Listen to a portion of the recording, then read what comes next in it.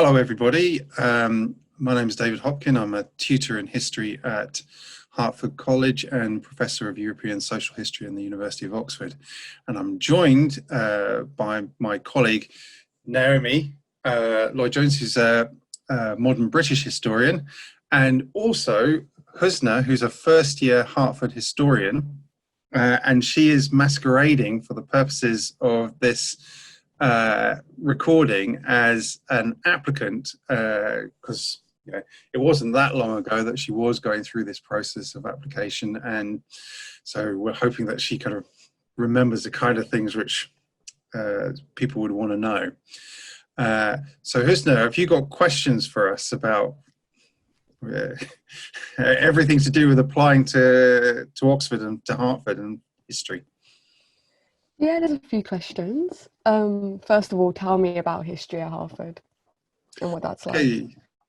So it's quite a big subject, actually. There's between 10 and 14 in each year group joining us. And there's also quite a substantial body of postgraduates and even postdoctoral people attached to the college. So there's quite a lot of historians around. In addition to Naomi and me, there's two other tutors, Georg Sternberg and Christopher Tyman. We also have the Professor of Irish History, Ian McBride, attached to the college. Yeah, and Catherine Sloan, who's our study skills tutor, but is also a historian on the side. So yeah, there's a kind of big group of historians in Hartford. And we've all got our specialisms. So Naomi and Catherine are kind of modern British. Ian, 18th century Ireland. I'm modern European. Christopher's medieval. Giora does early modern Europe. And so that kind of gives us the coverage which we need to teach across a whole range of subjects. That's one of the purposes of having all that competence in the college. There is a kind of strong connection to Irish history. That's long-standing, and and for applicants it doesn't make that much difference, I don't think, except that when you go into the library you'll see there's an awful lot of Irish history books. So if you're interested in Irish history, it's quite a good place to be. Similarly for French history, because Giora and myself are French focused. So again, we buy a lot of French history books for the library, but we also buy books on a whole range of other subjects. And the library is always able to buy more books. So it's a big subject in Hartford. It's a successful subject. It's one of the features is that we take a lot of people in the joint school, particularly with modern languages. So that's one of the features, that we have a lot of people doing French and history, German and history, Spanish and history, compared with other colleges. So yeah, that probably gives a kind of feel for the place. And all of us you can look us up on the college's website, and I suggested you, because if you do come to apply to Hartford, you're going to be interviewed by us, and if you come to Hartford, you're going to be taught by us for some of it. So you may as well see whether you like the look of us. Yeah, so that's probably enough on that. Speaking of the range of options offered at Hartford, what are the range of options like, and what are the period and range requirements? So the range of options is potentially massive. We at Hartford, as David has said, we've got the kind of core set of 4 tutorial leaders who you'll be mainly in contact with during your first year. So your first year is sort of structured around, if you're doing single honours, potentially around a European and world history paper, and that's going to be spread over 4 different periods, if I'm remembering correctly. And then you'll also take what's called a historiography module. So Husna and I have journeyed together through ancient Rome through to early 20th century Germany. So you get to pick a different number of authors from that paper, and really kind of think about what it means to write history, how history has been thought of throughout the last 2 millennia, And then you also get the optional subject in your final term as well. So that's the point at which you might look outside the college according to areas that you're interested in. It's quite a nice opportunity to get a feel for subjects that you might then want to pursue in your second and third years.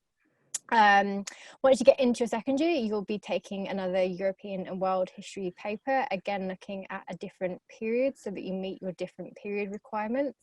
You'll also take a British history coursework paper as well, so you'll be sitting your paper at the end of your second year, doing that via extended essays.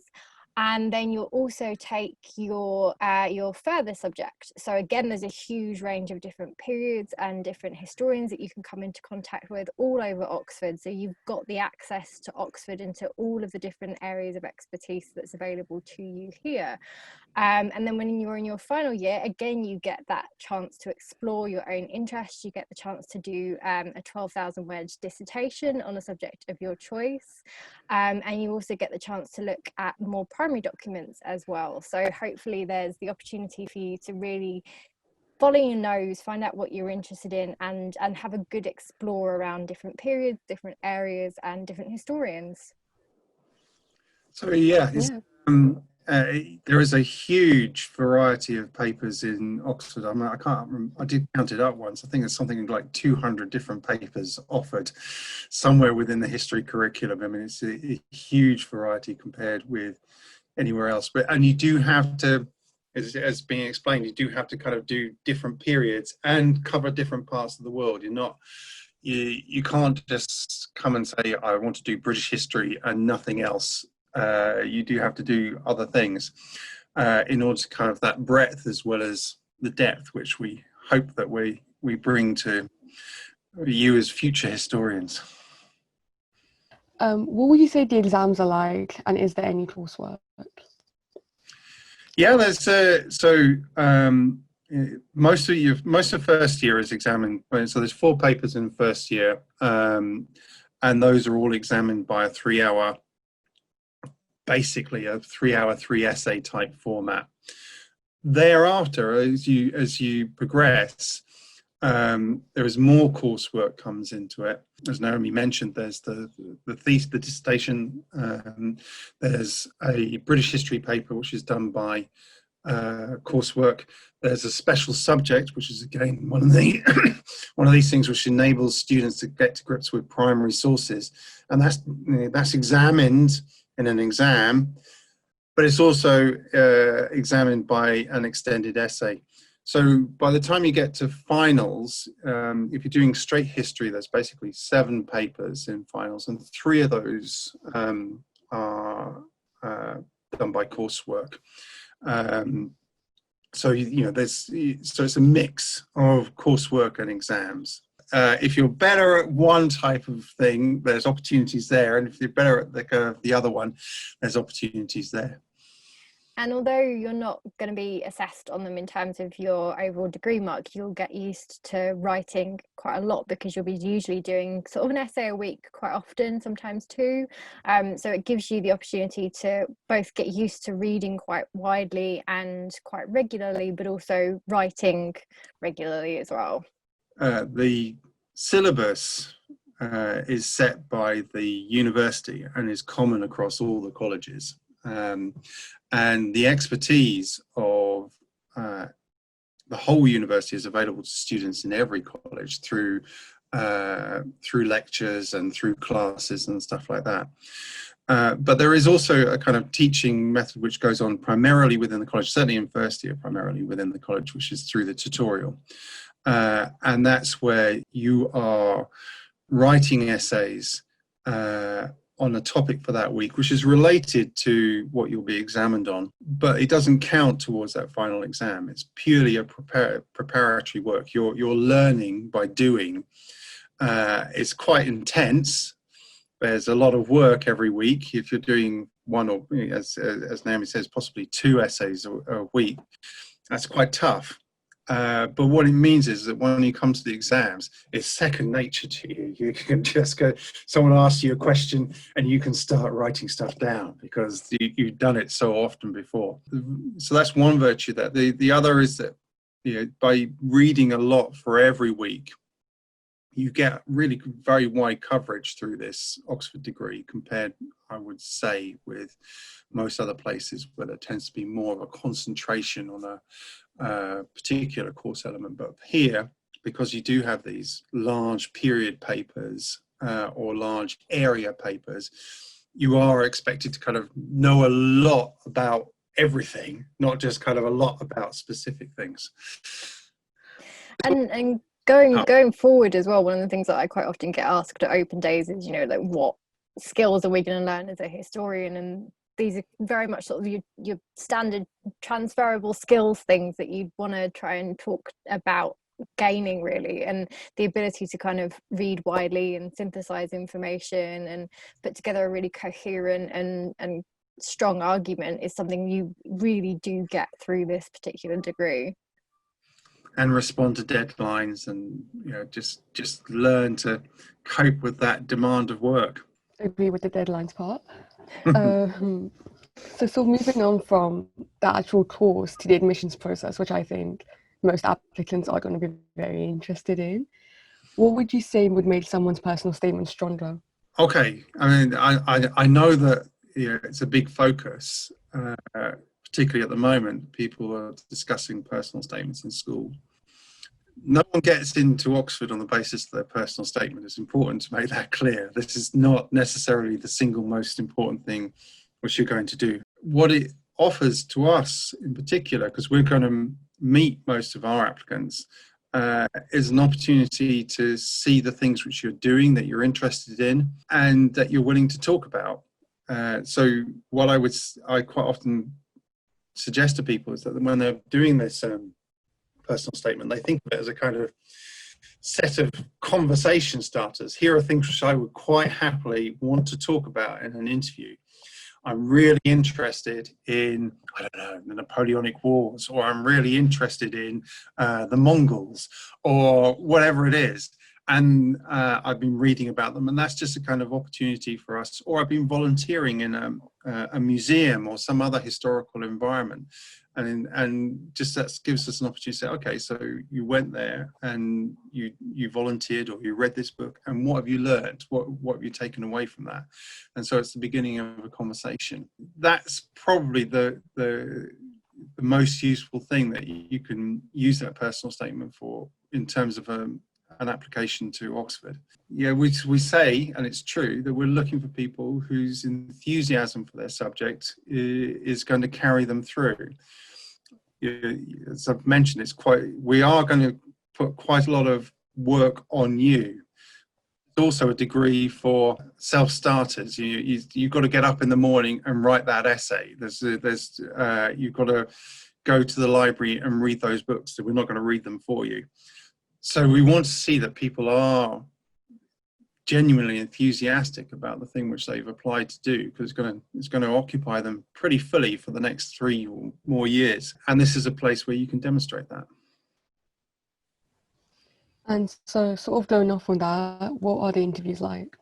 My first kind of thing that I would say is actually related to what David's been mentioning is really remember that you're interested in the subject, because you're going to be coming in and you've got an opportunity to sit and talk to somebody, a couple of people, about something that you really love, but also something that they really love as well. So just try and kind of hold on to that when you come into an interview, that you want to do history for a reason, and it can potentially be a really exciting opportunity to sit and talk about your subject. So if you were to come and be interviewed at Hartford, you'd have 2 interviews, one that's longer and one that's shorter. Your first one would be based upon a piece of written work that you'd have sent up to us. So that could be some coursework, that could be a timed essay that you've done in class, or it might be a piece of homework. So you'll come in, you'll sit with us, we'll talk about your essay, and it's kind of a nice opportunity to think about what the tutorial system might also be like, and kind of how you feel like you would work in that circumstance. So it's a chance to sort of talk about some of the stuff that you've been doing at school, but also to then sort of explore your ideas further and really try and think about sort of where you can take your historical knowledge and your interests. Then your second interview at Hartford will usually be based upon your personal personal statement. So as David's been talking about, it's really important to think about things that you're interested in. And so as he said, it's a kind of conversation starter. So we might be asking you about, you know, oh, so you've read this book, why are you interested in it? Are you interested in that period of history more broadly? Can you tell us about other things that you might like to read? It's really a kind of chance to get to know you a little bit better, and for you to get a sense of how you might kind of sit and talk about your subject in the tutorial setting. It's not a kind of test in the straightforward sense of we're looking to kind of, there's a kind of hidden right answer to any question which we're asking, and that basically we're saying whether did this applicant get the answer right or wrong. That's not what's going on at all. We will, I think, sometimes press people and say, okay, you said this, but what if I introduce new information? Does that make you rethink? Or what about this other view which has been put forward by some historian? Does that make you rethink? And there we're really looking to see how people can adapt and learn. So it's not about kind of saying, I've got my fixed view and I'm just going to stick to it regardless, and you're going to, whatever I've said is right.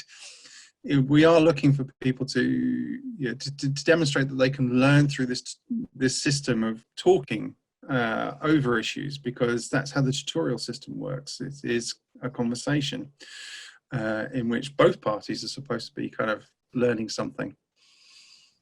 So we're not going to sit there and kind of lecture you or be confrontational towards you whatsoever. It's very much intended to be a dialogue, and we want to hear from you. We want to hear your thoughts, your ideas.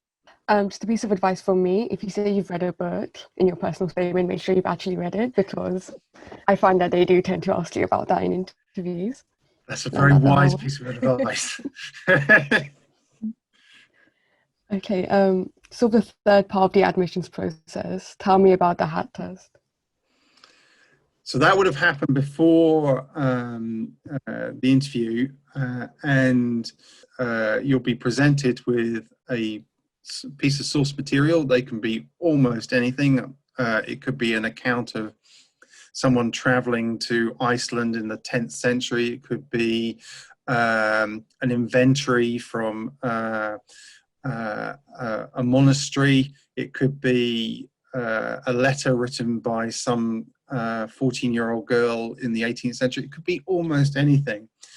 And basically you just ask the question, okay, so here's a source. What do you make of that?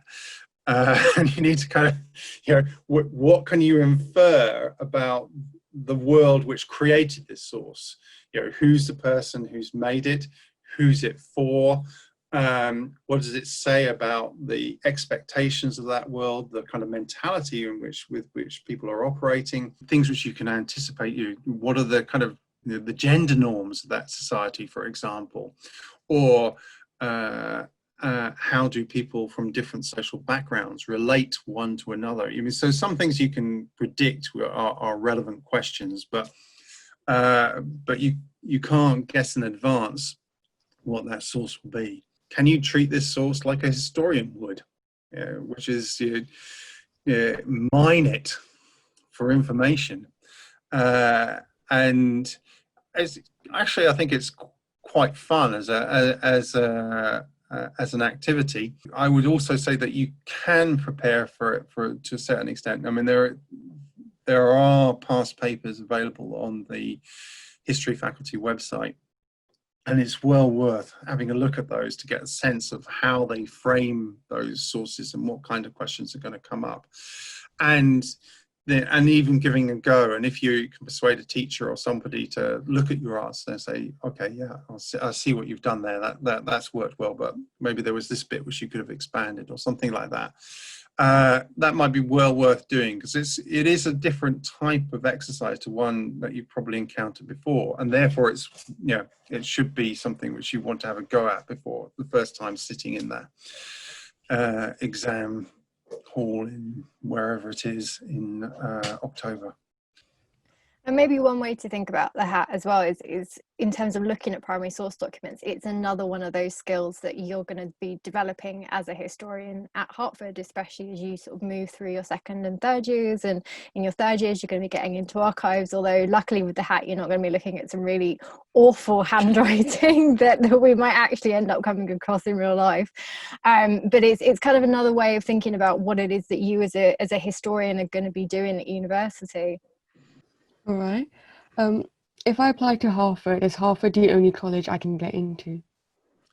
No, so there's almost all colleges are oversubscribed. We have too many people applying, and therefore the history faculty as a whole uses the hat test to reduce that number. So we use the hat test in addition with other information to reduce the number of people who are called to interview. So sadly, some people don't get through that obstacle. If you are called for interview, that doesn't necessarily mean it will be at the college to which you applied, because there are kind of imbalances even at that point. Some colleges are massively oversubscribed, some maybe not so much. And therefore, to give everybody a fair opportunity of getting into Oxford, we might reallocate some people in advance of them actually coming for interview. It's a point worth making, although there are differences between colleges and there are degrees of specialism between colleges. Basically, if you arrive to do history at any college, you have the whole resources of the whole university. The degree which you're following is the same degree. So it's more important, I think, for us to make sure that everyone gets a fair opportunity to get into Oxford, whatever college, than it is to try and hold on to the people who apply specifically to Hartford. So you could apply to Hartford and be reallocated to another college even before you've got to interview. But but after that as well, if you apply to Hartford and you're interviewed at Hartford, it may be that another college will interview you, because this again is a kind of a mechanism to ensure fairness, that everybody is has a sense of if you like, the entire field of applicants across the entire collegiate university, and that people who apply to one college, which for some reason has a particularly strong applicant pool, are not therefore disadvantaged compared with people who apply to another college. So there's a kind of, so it is possible, and I think, I can't remember the numbers exactly, but I think it's about somewhere between a quarter and a third, I think, end up at a different college to the one which they applied to. And whenever I've asked them, are they happy with that? Because I've sometimes met them in the street or in a class later on and said, "Oh, has that worked out?" And they say, "Oh, yeah, always. It's been they're happy in the college which they've come to." So it's, the colleges are a little bit different, but they are quite a lot the same. And that's quite important to understand.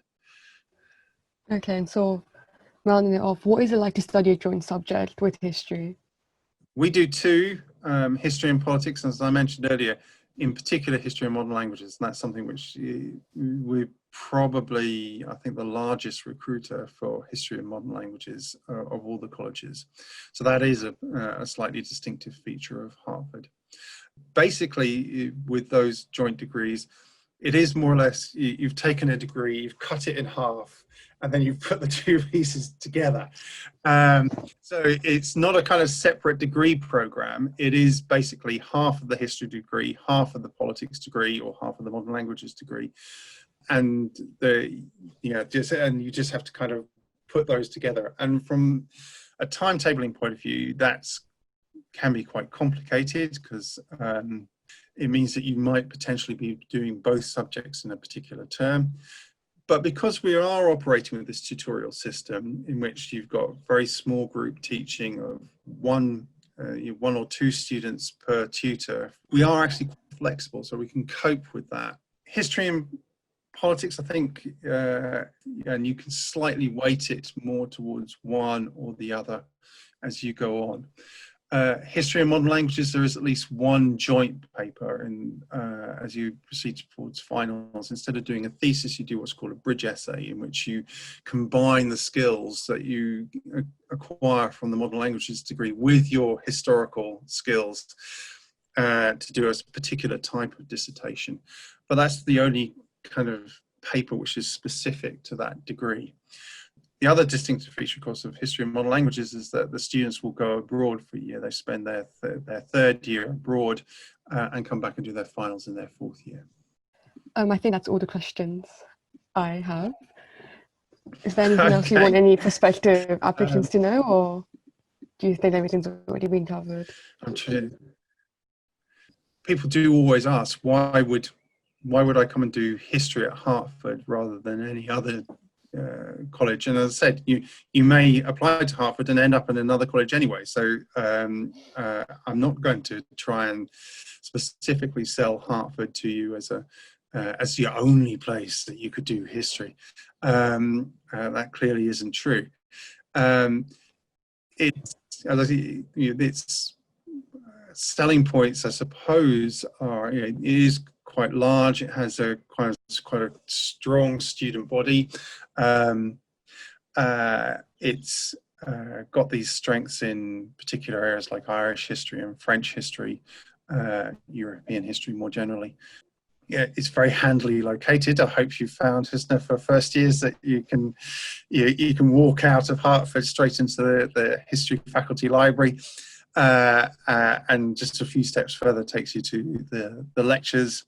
So it's, there are advantages, but by and large, if you're studying history at Oxford, it's a university degree, and while there might be little bits which are specific to each college, on the whole, you're following the same program and you're having the same experience whichever college you're at.